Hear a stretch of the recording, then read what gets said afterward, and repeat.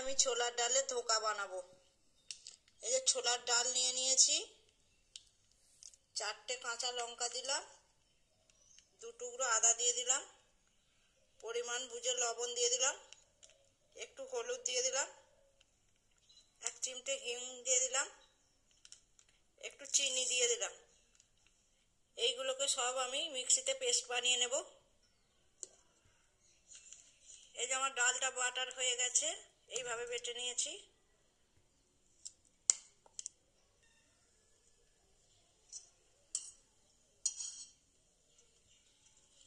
কড়াইতে আমি তেল দিয়ে দিলাম।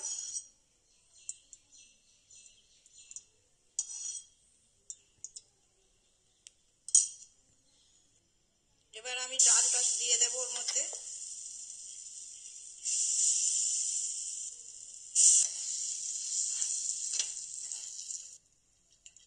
মিক্সটা জলটা দিয়ে দিলাম।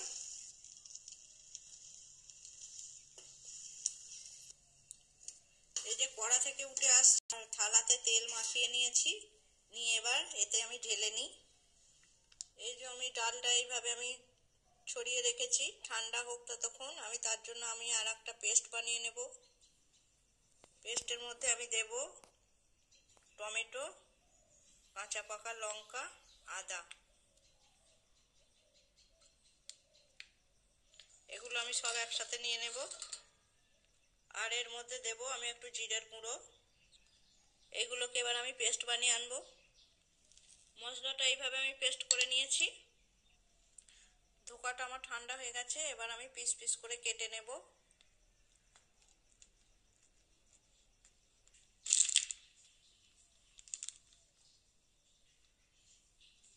আমি এরকম শেপ দিয়েছি, তোমাদের পছন্দ মতো তোমরা শেপ দিয়ে নিতে পারো।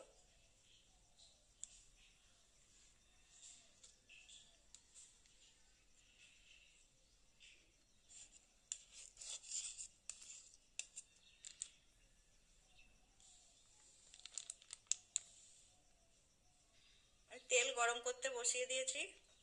এবার আমি ধোকাগুলোকে ডিপ ফ্রাই করে নেব।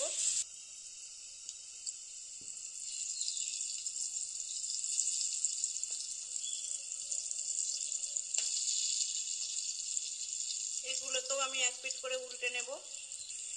এগুলো আমার সব ভাজা হয়ে গেছে, এবার আমি উঠিয়ে নেব।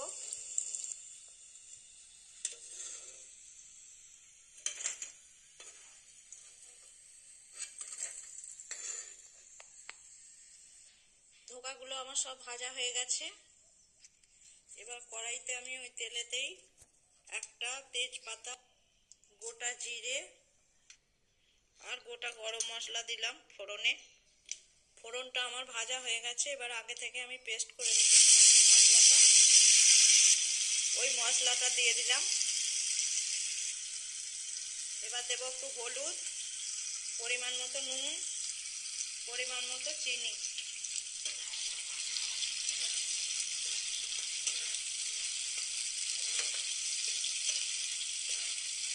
এবার আমি মশলাটাকে ভালো করে কষিয়ে নেব।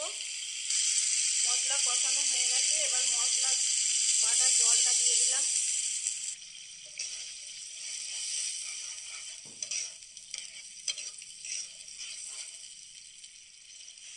টমেটো দেওয়ার জন্য গ্রেভিটার কালারটা খুব সুন্দর হয়েছে। এবার আমি ঝোলটা ফুটতে দেব, একটু ঢাকা দিয়ে দিলাম। ঝোলটা আমার ফুটে গেছে। এবার আমি ধোকাগুলোকে দিয়ে দেব।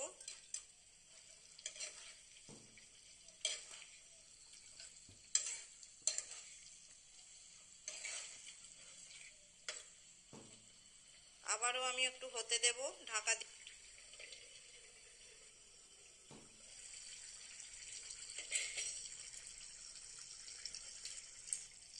ধোকা রান্না আমার হয়ে গেছে, আমি গ্যাস অফ করে দিয়েছি। এবার হিংটা সবটা দিয়ে দেব। হিংটা বেশি ছিল না, অল্প ছিল বলে পুরোটাই দিয়ে দিলাম। এই যে আমার ধোকা রান্না রেডি। আজ আমাদের রান্না হয়েছে বেগুন পোড়া মাখা, বাঁধাকপির তরকারি, বিউলির ডাল আর এই যে ধোকা।